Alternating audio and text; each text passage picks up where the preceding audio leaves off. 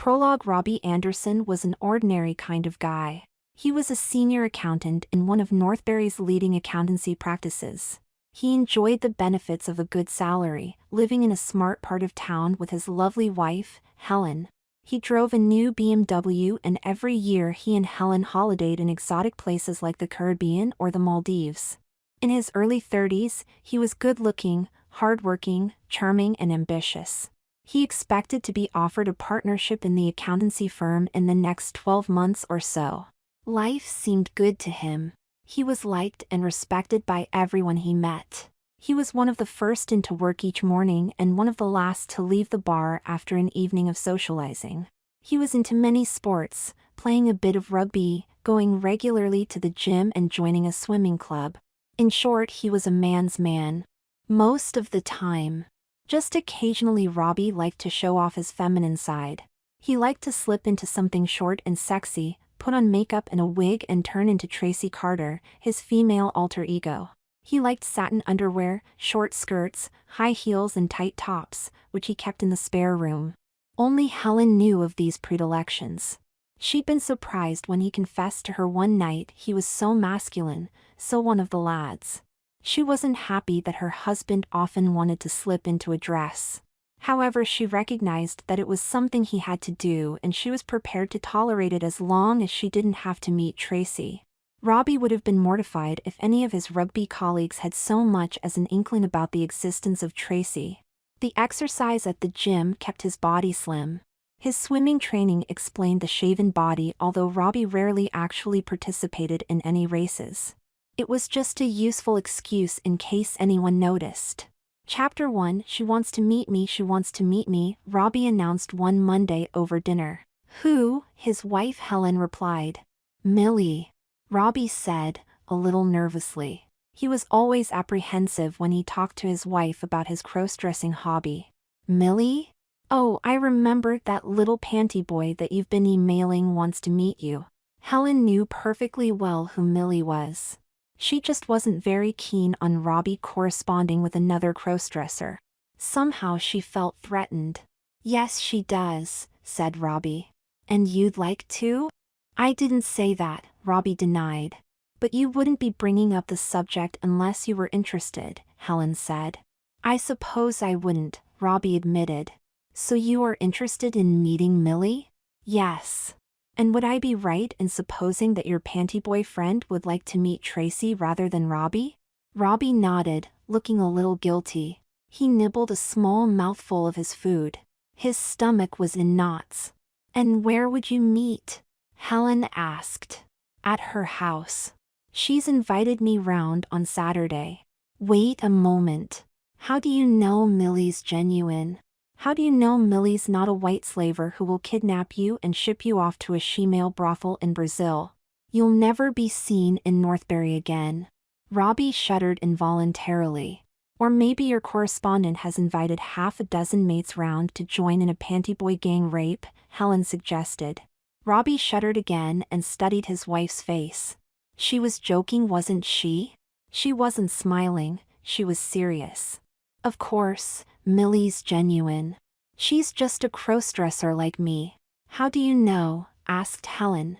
She's sent me photos. And how do you know that they're photos of Millie? They could be photos of anybody, downloaded from the web.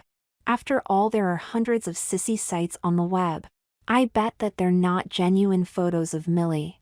Of course they are, Robbie insisted. And have you sent any photos to Millie? Helen asked. Well, yes, I've sent one photo. I've only got one photo of Tracy. Not that one I took of you on the sofa? Yes. You're a bigger fool than I thought you were, Robbie. Why?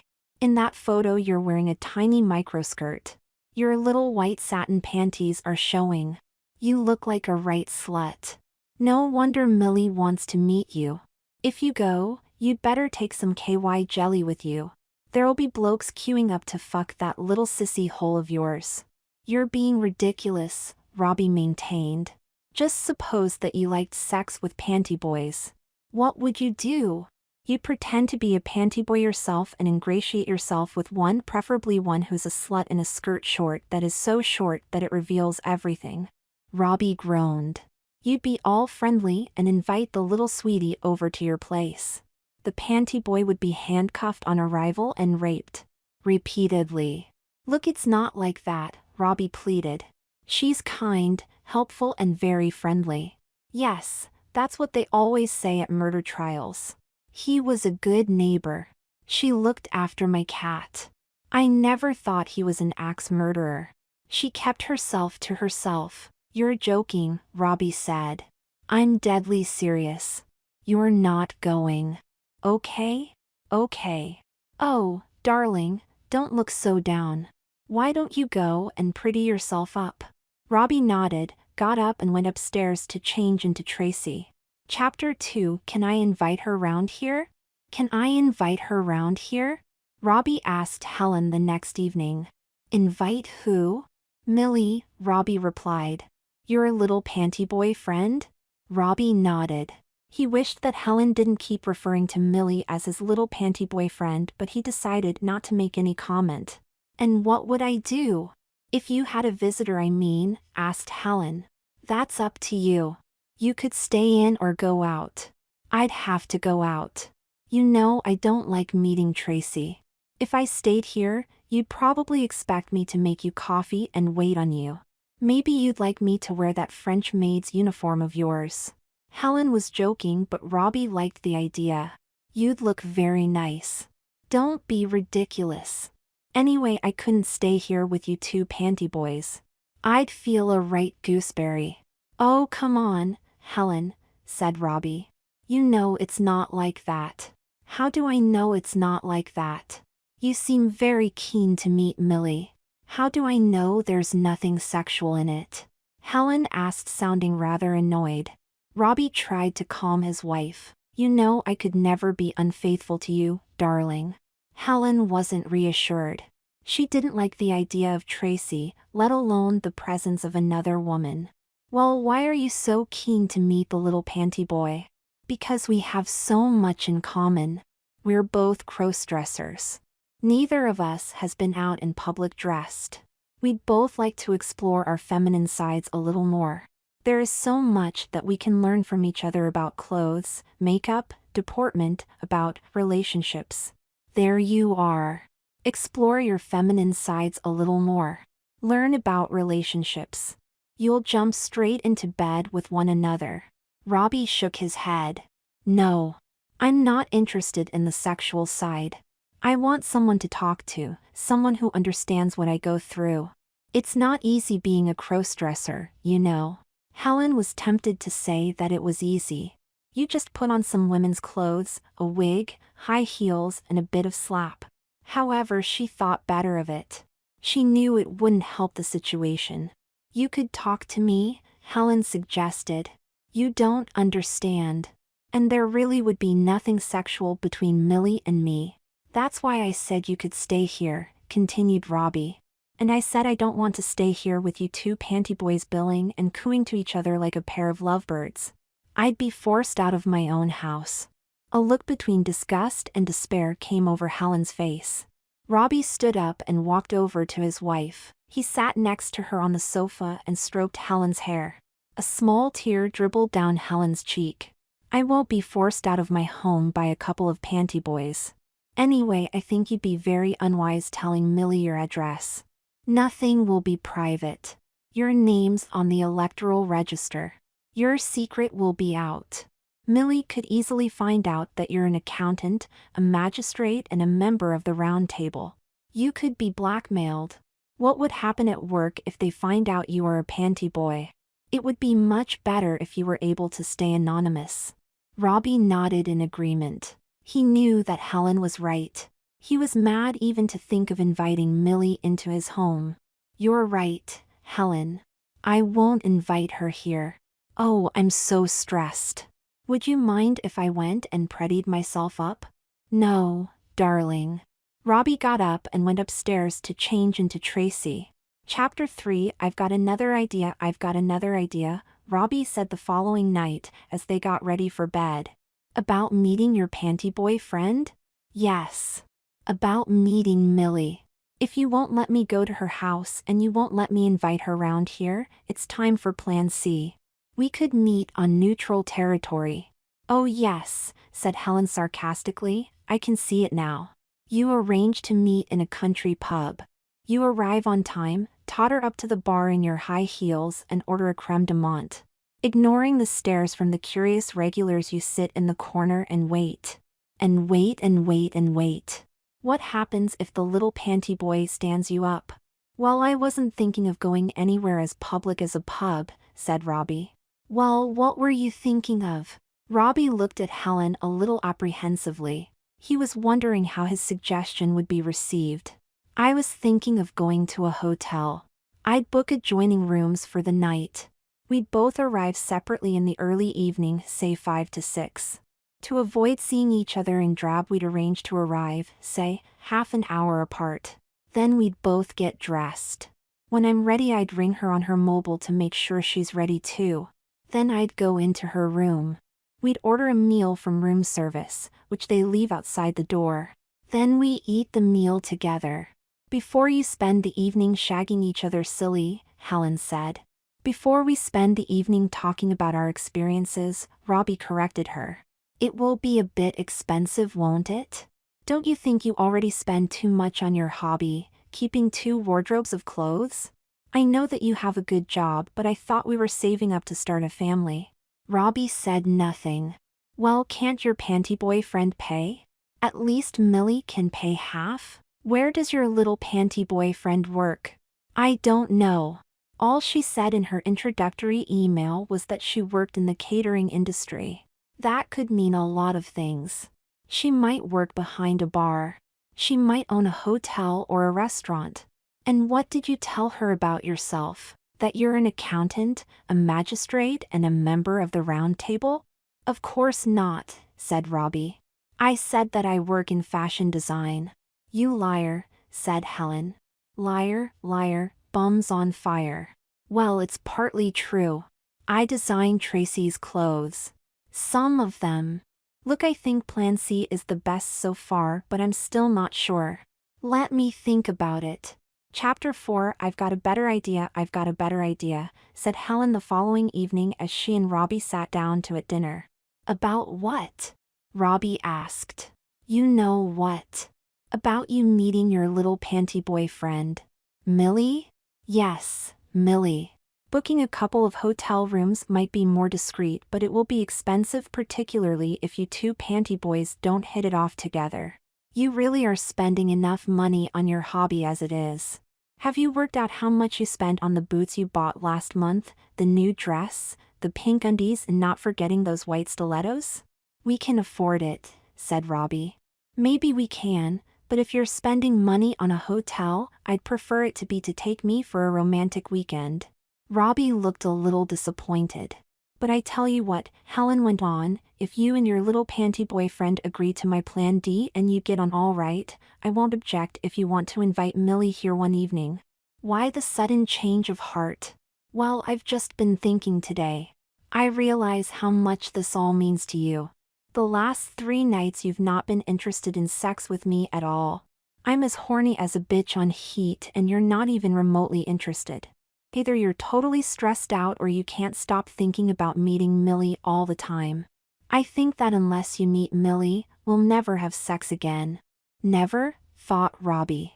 You're exaggerating, Helen, but I'm glad you want to help. Now, what's your idea? I'll help you, but you must promise to tell me all about it afterwards. Okay. I promise. Right, it goes like this. On Saturday evening you get prettied up. At 7:30 you go out to your car. It will be dark by then so the neighbors won't see you. You drive into town. I follow in my car. We both go into a car park, perhaps the one by Tesco's. You park at the edge of the car park. I park about 30 yards behind you, somewhere from where I've got a good view of you. Robbie nodded his head. When you're in position you ring your panty boyfriend on your mobile. Millie drives down to the car park and parks next to you. That's a clever idea, said Robbie. Then Millie gets into your car and you can lock all the doors so that you have some privacy. Robbie was excited by the idea. He really was going to meet Millie. But what are you doing? Spying on me? Making sure that we don't do anything we shouldn't? No, I'm there to protect you. In case Millie isn't genuine. If anything goes wrong, you can jump out of your car and run to mine.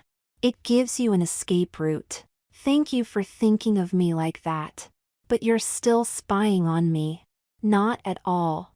After 10 minutes or so, I will know if Millie is genuine. If so, I will leave. I might even do some shopping. It's a great idea, Helen, but my car is too conspicuous. Perhaps I can have your car and you take the BMW. Okay? Sure. I'll go and send Millie an email suggesting your idea to her, Robbie beamed. Not so fast, said Robbie's wife. Now what? Asked Robbie. Chapter 5. What are you going to wear? What are you going to wear when you meet your panty boyfriend? Asked Helen. Only a woman would ask a question like that, thought Robbie. What am I going to wear? I don't know, he said. A skirt and blouse, I suppose. Which skirt and blouse? I don't know. Whatever I feel like at the time. Oh, Robbie, you are useless. If you are going to dress like a woman, you've got to think like a woman. A woman going out for a first date on a Saturday night would spend days planning what to wear. She'd decide exactly what the occasion demanded, make sure it was all washed and ironed ready for the big night. It's not a date, said Robbie dumbly.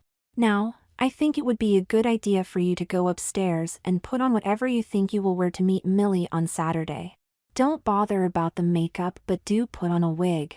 And put on everything that includes undies, jewelry, and shoes. Okay? Okay. Robbie slipped soundlessly away to go upstairs and turn into Tracy. This won't take 5 minutes, he thought. He was wrong, of course. As any woman knows, deciding what to wear involves a succession of putting clothes on and taking them off again. Tracy swore that she tried her denim mini skirt on 5 times before she eventually rejected it as too short. That was the problem. Virtually every skirt she possessed was barely 12 inches long. She just had a thing for short skirts. Changing her skirt meant changing her blouse. Changing her blouse meant that she had to change her bra.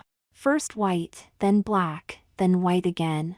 Eventually she settled on a black, pleated skirt, short but not obscene, black tights, a pale pink blouse and matching cardigan. She slipped into her black stilettos and put on her blonde wig. Even with no makeup, the reflection she saw in the mirror was very feminine. The finishing touches were a lady's watch, a bracelet, an anklet, clip-on earrings and a necklace. I look okay, she said to herself. No. I look better than okay. You can't go out on your first date dressed like that, Helen announced when Tracy reappeared. It's not a date, insisted Tracy. Well, whatever it is, you can't go out on dress like that. That skirt's much too short. It'll send Millie all the wrong messages. It has slut written all over it. If you wear that skirt, you won't come home with your virginity intact. Tracy gulped. Helen was joking, right? No, she wasn't. It's the longest skirt I've got, Tracy said, defending herself. Well, can I suggest that you're more conservative when you go shopping for skirts? Anyway, you've got plenty of time to buy one.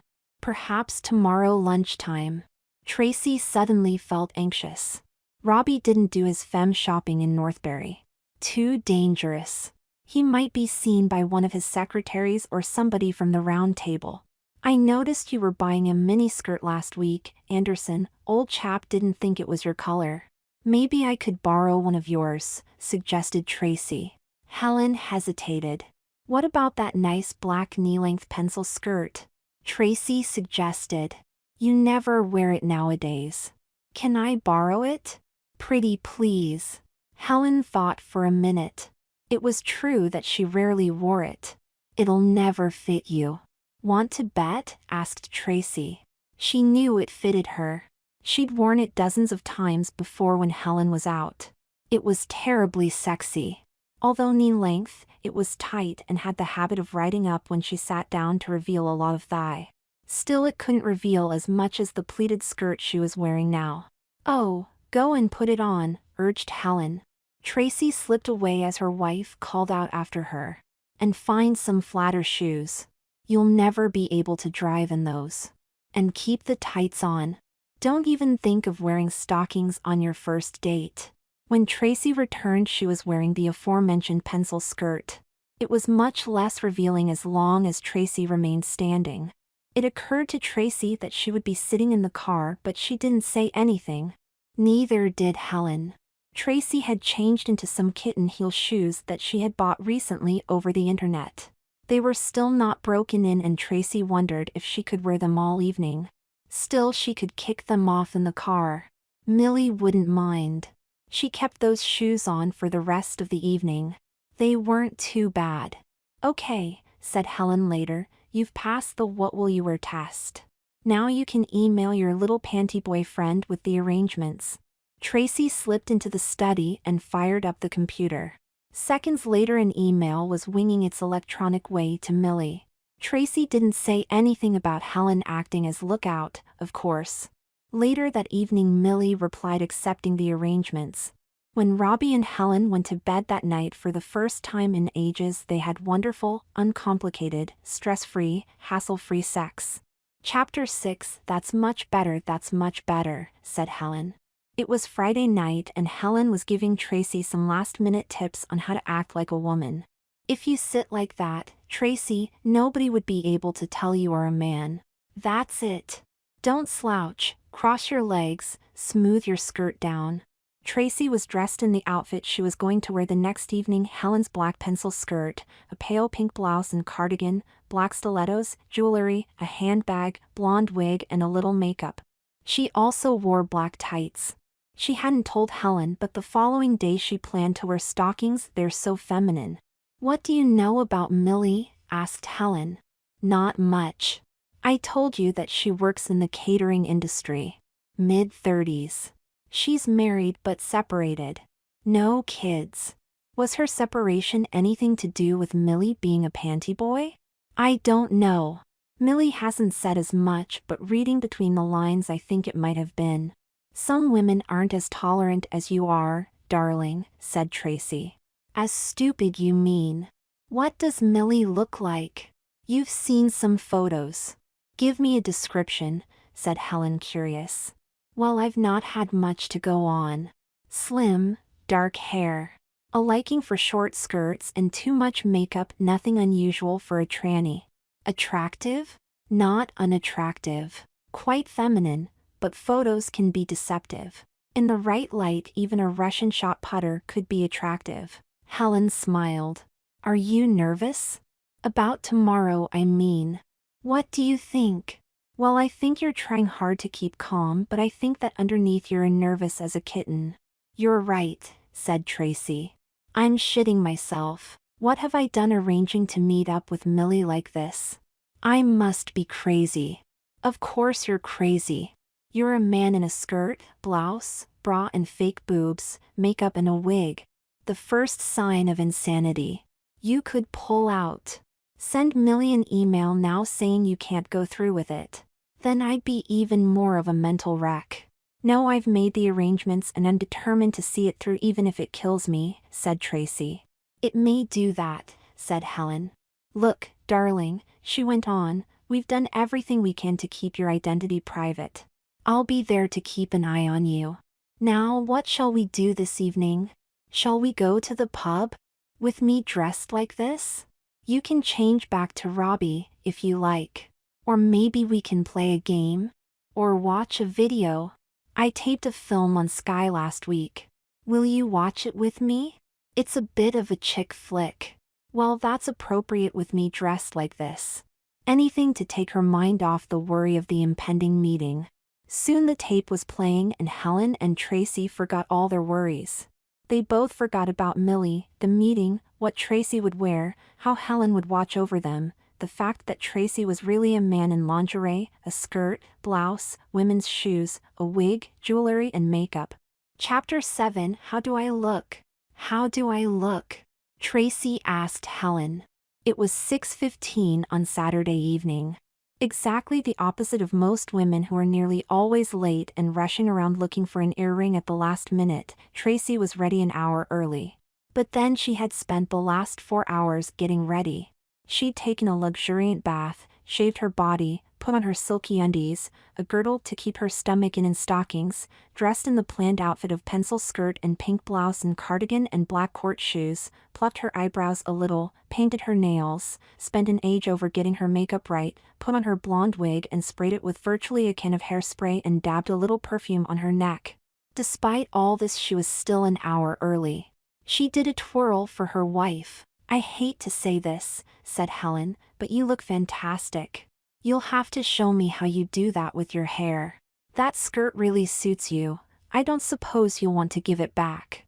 It really sets off your legs. Are those tights or stockings?"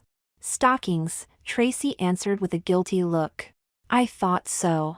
Anyway, darling, you look stunning. Gorgeous.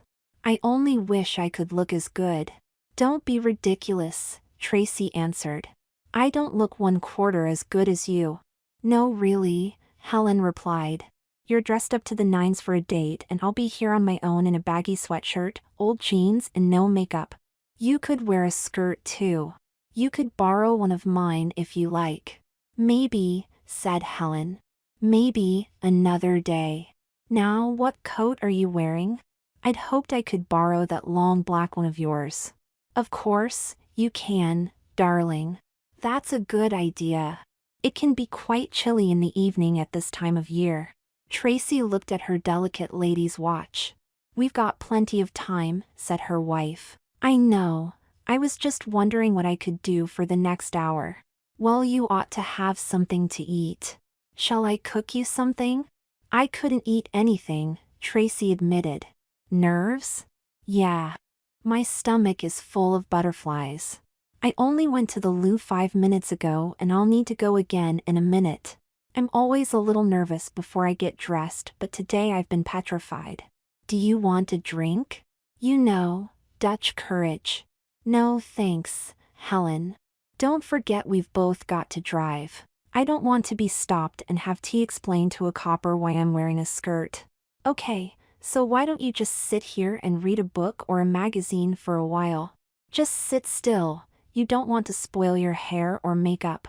I'll find you one of my women's magazines. Okay?" "Yeah," said Tracy. She liked looking at her wife's women's mags, reading about fashions and makeup.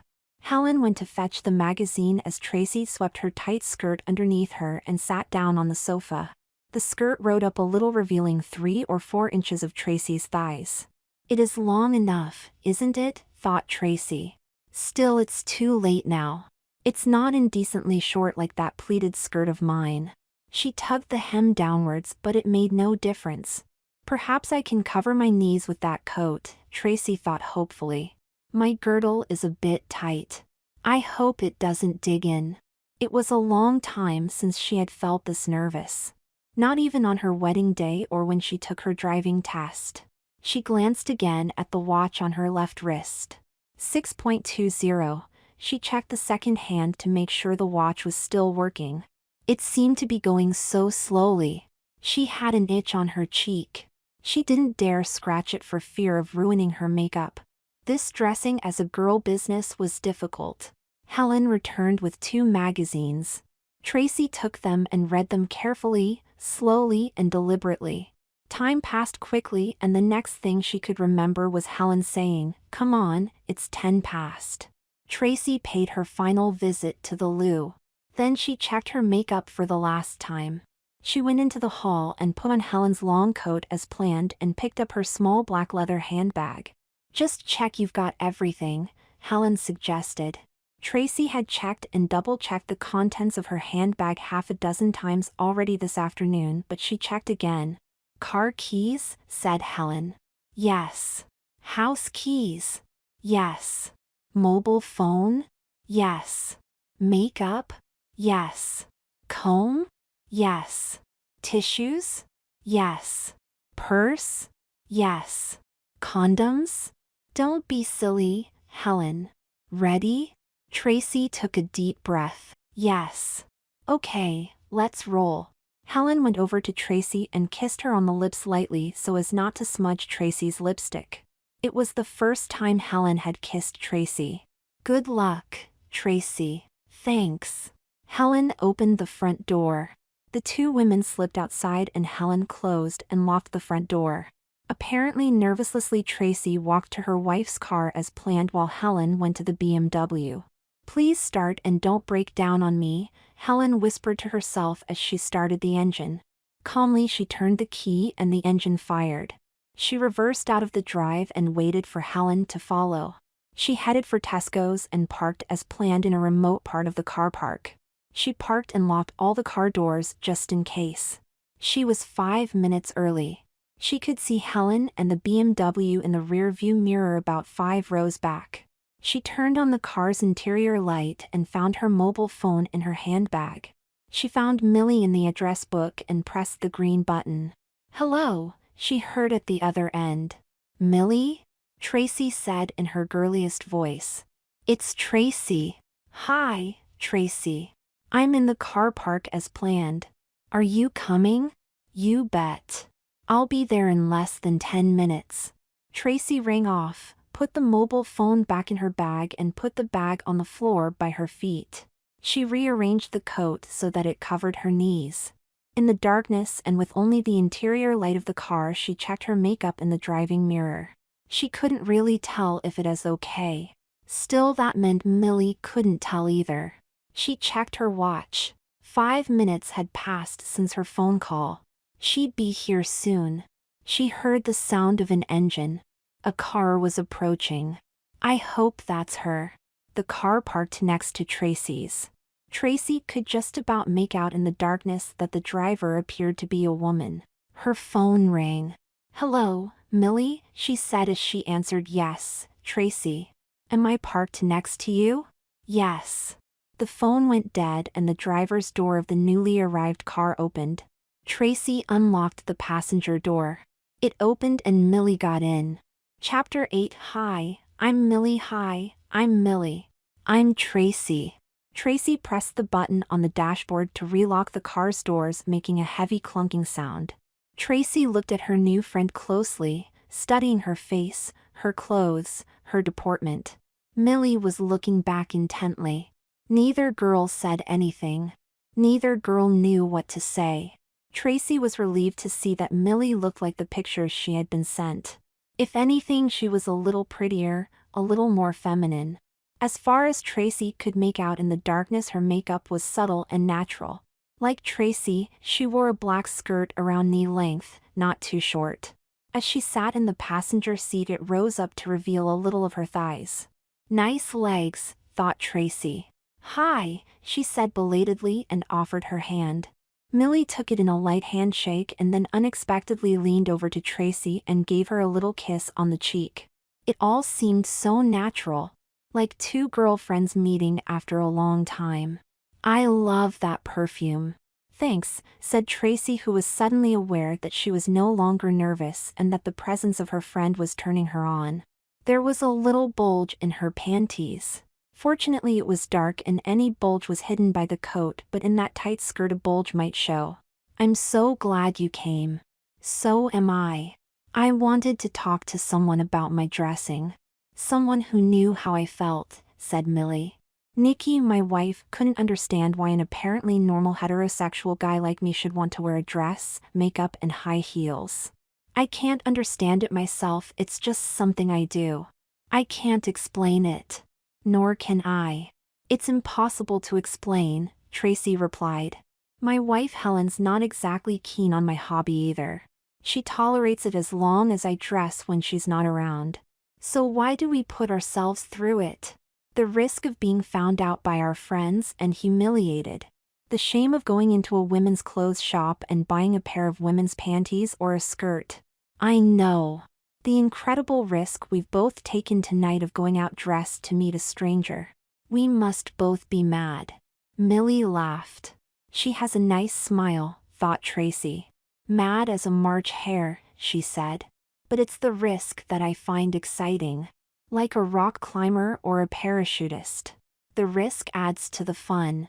If men wearing dresses was normal, I don't think I'd do it. Where'd you get your clothes? Millie asked. Once the conversation had started, it was easy to continue. They had so much in common and so much to talk about. They chatted about clothes, about how easy it was to ladder tights, about how they removed their body hair, shopping for girly items, their wives' attitudes, and websites they frequented.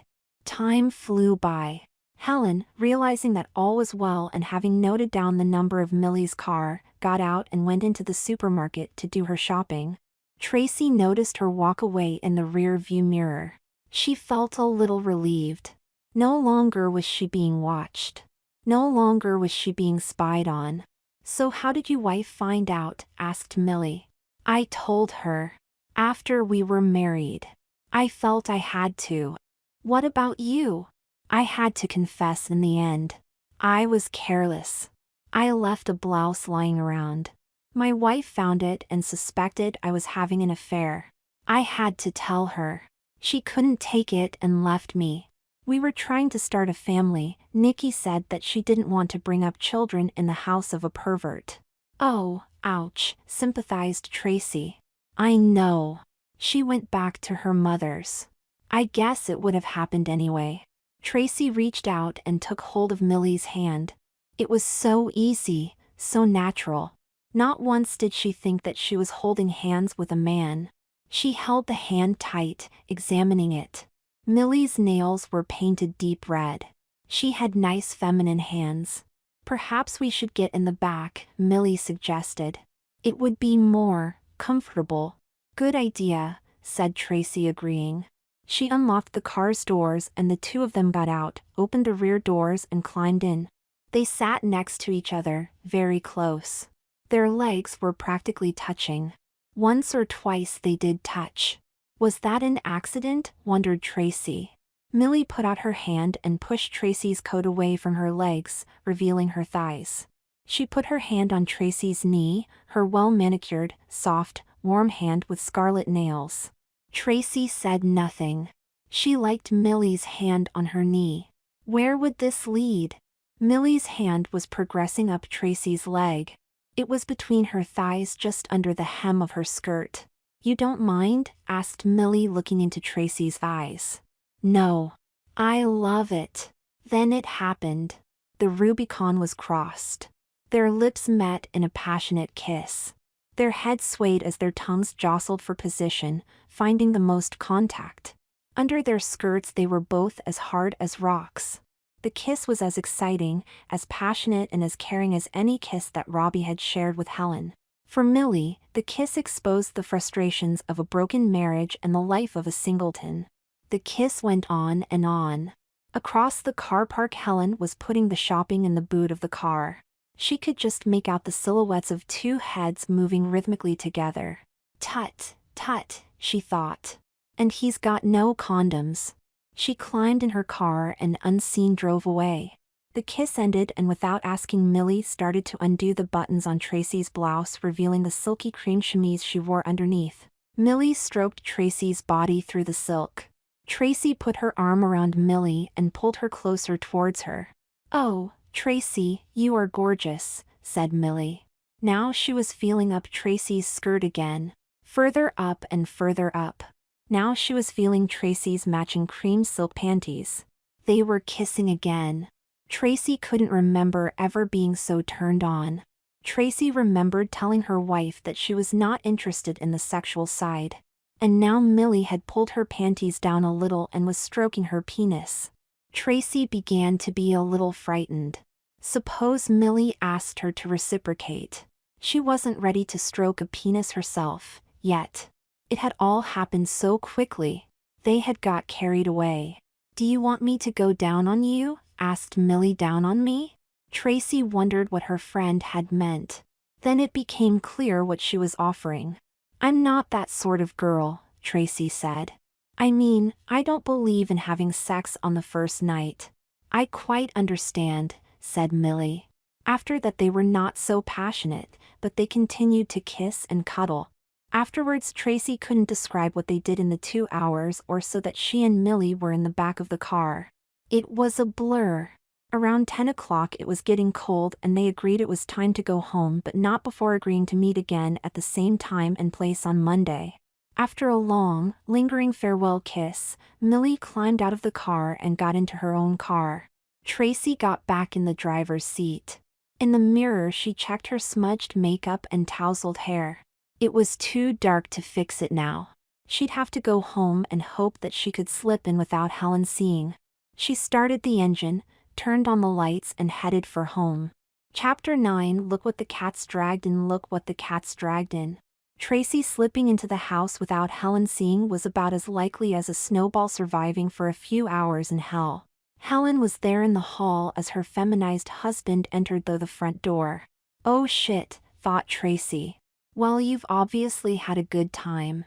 Come and tell me about it.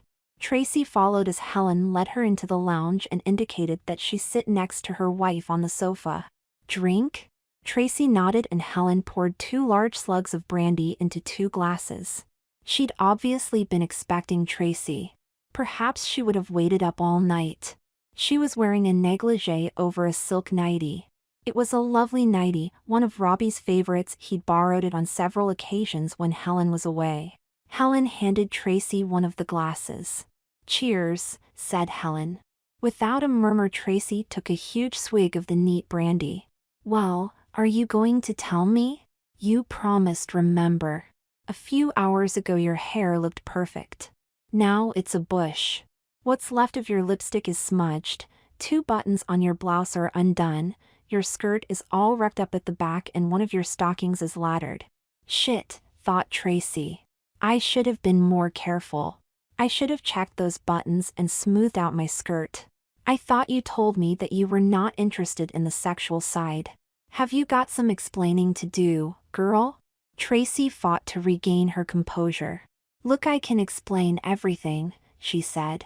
I've heard that before. What happened? Well, everything went according to your plan. She got in the car. We chatted for a long while. I held her hand. Then we got closer. Then Millie fucked you. No. You fucked Millie? No. You had oral sex? No. You jerked each other off? No. Just let me finish. We didn't have sex. Who do you think I am? I said that there was nothing sexual in it and I could never be unfaithful to you, Helen. As I said, we got closer. We got in the back of the car, we cuddled and kissed a little. French kissed? Seeing as you asked. Yes, we French kissed. With tongues? Yes, with tongues. Ugh, said Helen, and Millie undid your blouse. Yes, she undid my blouse. And Millie hitched up your skirt?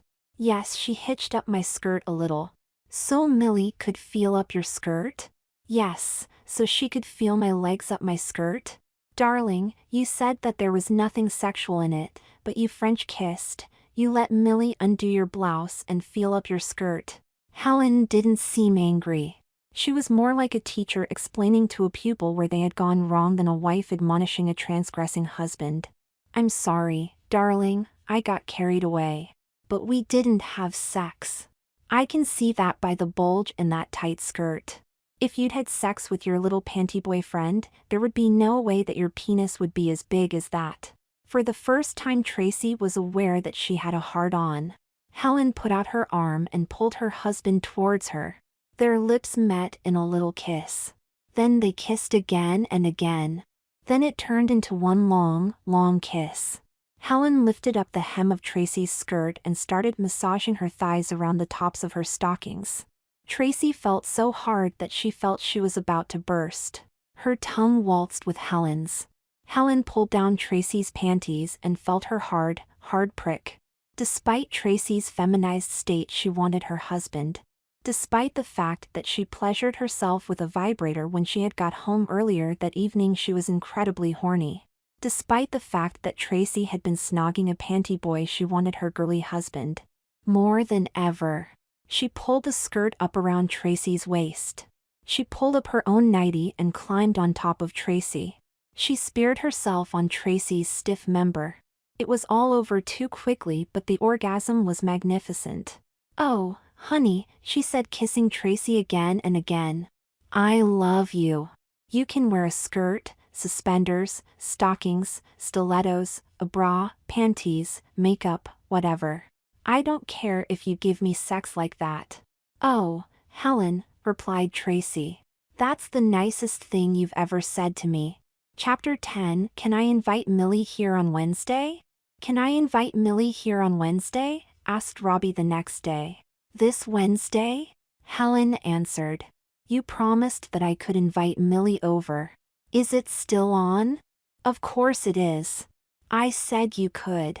Do you want me to stay here? That's up to you, I guess, Robbie replied. Next Wednesday night, did you say? Robbie nodded. Yes, I'd like Millie to come here, Helen said.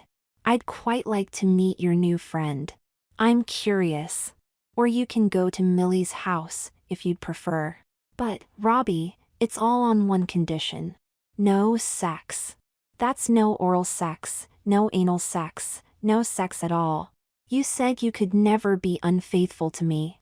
I don't mind you meeting Millie, but I don't want our marriage threatened. Okay? Sure. Tracy and Millie met again in the car park on Monday evening.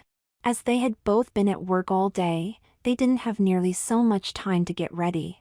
Coincidentally, both of them wore shorter skirts, and soon they were in the back seat snogging away again. Tracy's skirt was tenting, and Millie put her hand on Tracy's leg and slid it upwards. Millie, Tracy said, grateful that she wearing tights and not stockings, I've got to get one thing straight before we start. We can meet, you can even come over to my house, and I'm willing to go over to yours, but I must make one condition. No sex. My wife has been very good to me. She's even encouraged us meeting, but I can't be unfaithful to her. Can we keep it platonic? Millie looked a little upset but replied, Of course we can, darling Tracy. If that's what you want, that's what you shall get. It's different for you, I know. My wife has left me, but I don't want you to risk your marriage. It's funny, but Nikki is coming round to see me tomorrow. She rang me yesterday. I guess that she wants to talk about dividing up the assets. That shouldn't take long. She leaned over and kissed her friend on the cheek. Despite the agreement to be platonic, they had an enjoyable evening.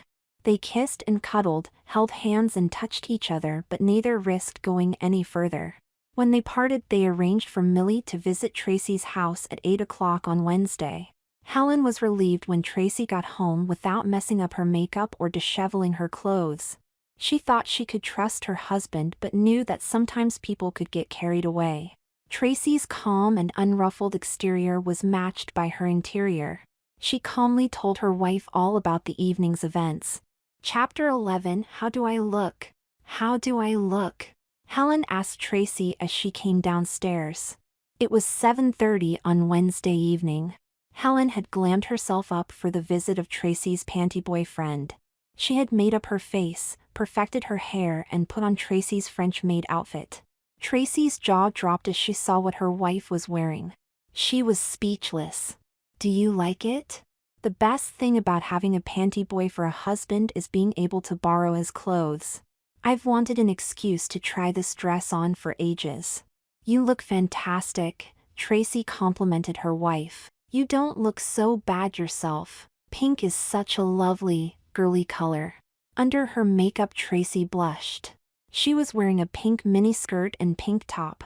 Whereas Helen was wearing suspenders and black stockings, Tracy's skirt was too short for stockings and she wore nude tights, pink panties, and pink stilettos. With her blonde wig and makeup, she looked beautiful. At 8 o'clock on the dot, the front doorbell rang and the maid, Helen, went to answer it. Of course, it was Millie, who was a little shocked by the pretty woman who'd answered the door. I'd love a maid's uniform like that, Millie thought. I bet it's Tracy's. Come in, said Helen. You must be Millie. I'm Tracy's wife, Helen. Millie entered the hallway, wearing a very, very short blue denim mini skirt, a stretchy pale blue top, nude tights and white stilettos. Tracy appeared and said hello. Wow, Millie, you look fantastic, she said. So do you. And Helen, said Millie, admiring her hostess. Come into the lounge, said Tracy. Helen, please can you fix us drinks? What would you like, Millie? I'd love a vodka and lime, please. Make that 2 vodka and limes please, Helen, said Tracy. The 2 panty boys headed for the lounge while Helen headed for the kitchen. Tracy and Millie smoothed their short skirts underneath them as they sat down opposite each other, both desperately trying to avoid showing their panties. How did you get on yesterday with Nikki? Asked Tracy curiously. Oh, she was ill and couldn't come over, said Millie, sounding a little relieved. Helen arrived with the drinks and both Millie and Tracy sat and sipped their vodkas slowly while Helen retreated to the kitchen. The 2 panty boys chatted away easily for half an hour or so before their chat was interrupted by the warble of a mobile phone. Oh, that's my mobile, said Millie. She picked up her handbag from the floor and ferreted inside until she found the phone. It's Nikki, she said. She pressed a button and put the phone to her ear. Hi, Nikki. Yes. Okay. Yes. Sure. Okay. Bye. It was a brief conversation. Millie explained that was Nikki. She's insisted on seeing me tonight. She wants to see me at my place at 9 o'clock. Really? Yeah, I'll have to go. But you've only just got here, Millie. I've got to go, Tracy. She's my wife, remember? Tracy looked at her girly watch. 9 o'clock? But it's 25 to 9 now.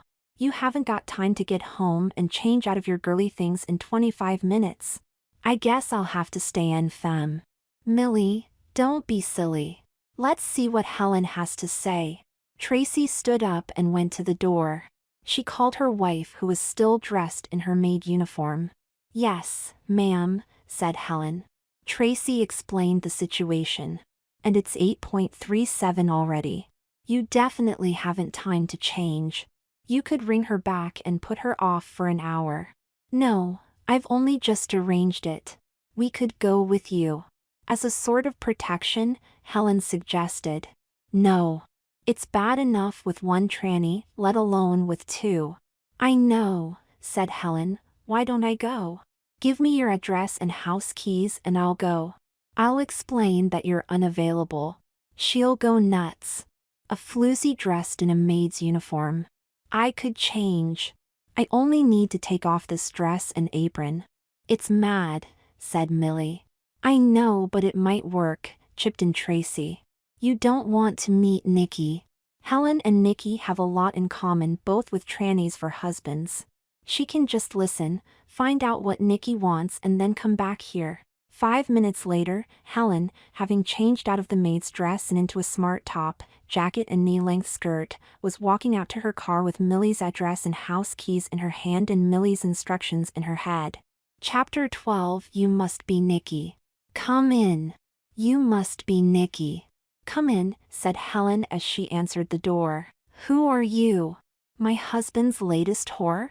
She came into the hall, a small, well-dressed, good-looking woman. I'm Helen. I'm a friend of a friend and part of your husband's legal team. Helen liked the sound of that. She knew nothing about the law, but she knew it would shut Nikki up. He couldn't be here, so he asked me to be here instead. Shall we sit down? They both sat in the lounge. Helen held a notepad and pencil as if she was taking notes. Now, she said, what is it that you want from your husband? A divorce? A trial separation? A legal separation? I just don't know. Is the crossdressing the problem? Nikki nodded. I love him to bits. I don't want to leave him. It's just that I don't like him in a dress. Why can't he just stop? He can't stop because he can't. It's a compulsion. Something he needs to do, said Helen. Nikki sniffed and tried to stop the tears. It's a part of him, Helen continued. You can't separate one from the other. It's either him with the dressing or nothing. How come you know so much about it? Nikki asked. Because my husband is a crossdresser too, Helen replied matter-of-factly. Your husband is a crossdresser too? Nikki questioned. Yes. My husband, Robbie, likes to dress up in a short skirt, high heels, and too much makeup and call himself Tracy. You're joking. You're just saying that to try and get my confidence. Of course, I'm not joking, Nikki. Robbie is a panty boy. He loves dressing as a French maid in lots of lace and a petticoat. I'm not thrilled by the idea, but I'm prepared to put up with it. He's a very loving and caring husband. He's very sexy. He just likes to dress as Tracy occasionally. I'd prefer him not to. I can't pretend to understand why he does it. I don't think he understands either. Nor do I, said Nikki. It can be really annoying to find he's used up all my makeup remover or lost my lipstick, that he's wearing the very pair of panties that I wanted to wear today, that he's got a mark on my blouse, that he's laddered a pair of my tights. But I tolerate it. I married him for better or worse, and it's my duty as his wife to stick by him. Anyway, I can steal his panties and his makeup. I still think you're just making this up to wheedle yourself into my confidence.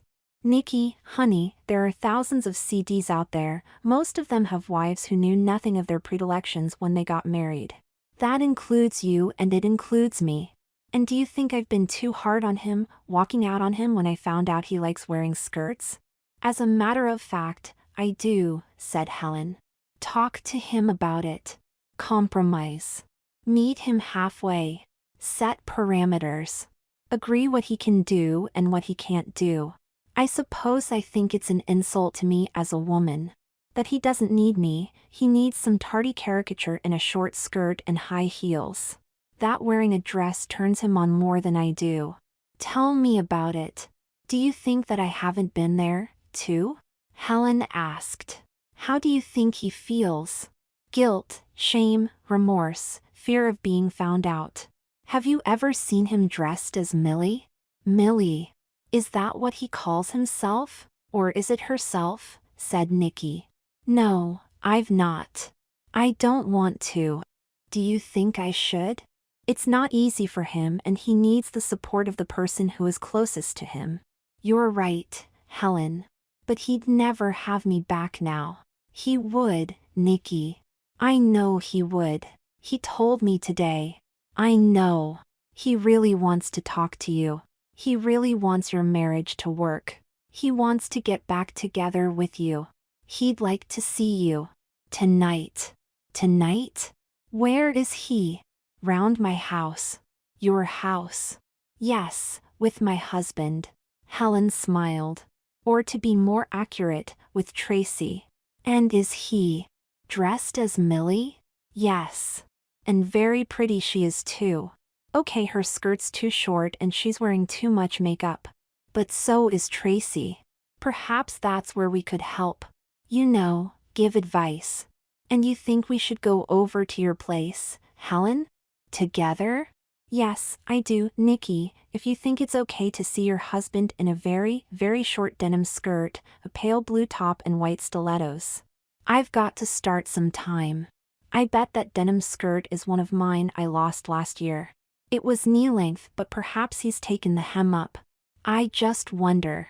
Excuse me a minute, Helen. Nikki got up and left the lounge. 10 minutes later she came down having changed.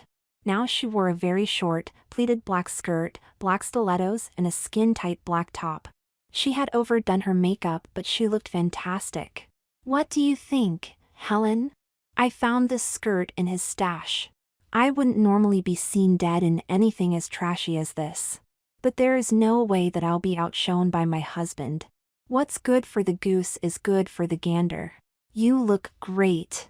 I love that skirt and you've got great legs. Maybe you can persuade Millie to let you have it. Now I feel totally out of it in this long skirt. It's not that long, but I see what you mean. Do you want me to find something suitable for you to wear? Yes, please, said Helen. Meanwhile, I'll phone Tracy and tell her that we're coming over. Hardly had she put her phone away than Nikki returned with a short tartan skirt that Helen put on excitedly. Should I redo my makeup? She asked Nikki. Why not? Chapter 13. Oh my god, said Millie as she opened the front door. You look fantastic, Nikki. "Oh my God," said Nikki. "Are you Millie? You are so pretty." "I told you," said Helen. "Well, go on in." Nikki stepped into the hall and went up to her husband. She gave him a big hug and a smack of a kiss on his bright red lips. "I'm sorry," she said, tears rolling down her cheeks. "You've got nothing to apologize for," said Millie. Tracy came into the hall and gave Helen a big hug. "Wow," she said, "it looks like you were successful. And I love that tartan skirt. Where did you get it? Is it one of Millie's?" "It is," said Helen. "Now come here, you little panty boy, and give me a kiss." Tracy hugged her wife and their lips met in a lingering kiss. Helen's hand slipped under Tracy's pink miniskirt and started feeling her ass through her pink panties. A stranger would have seen four women in very short skirts, happy, smiling and effervescent. "All's well that ends well," thought Tracy.